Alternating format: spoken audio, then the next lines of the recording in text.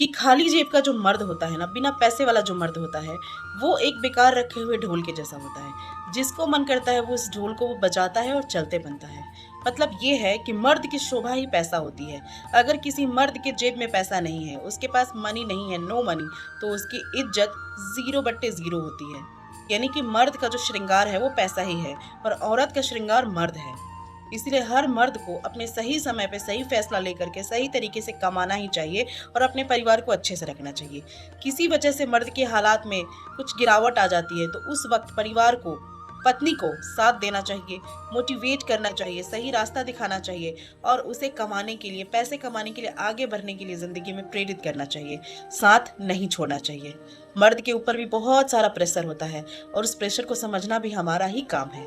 क्योंकि औरतें तो बोल लेती हैं, आपस में बात कर लेती हैं, चीख लेती हैं, चिल्ला लेती हैं, लेकिन बहुत सारे मर्द नहीं बोल पाते हैं। बहुत सारे, क्या मुझे लगता है 95% जो मर्द होते हैं वो अपने फीलिंग्स को, अपने बात को एक्सप्रेस नहीं कर पाते हैं। तो जहाँ समझने वाली बात आए समझिए, किसी भी तरीके से समझाइए, लेकिन मर्द को अगर इज्जत चाहिए, उनकी इज्जत चाहिए, और मर्द को भी अपनी इज्जत हमेशा दुनिया के सामने चाहिए, तो उन्हें पैसे तो कमाने होंगे।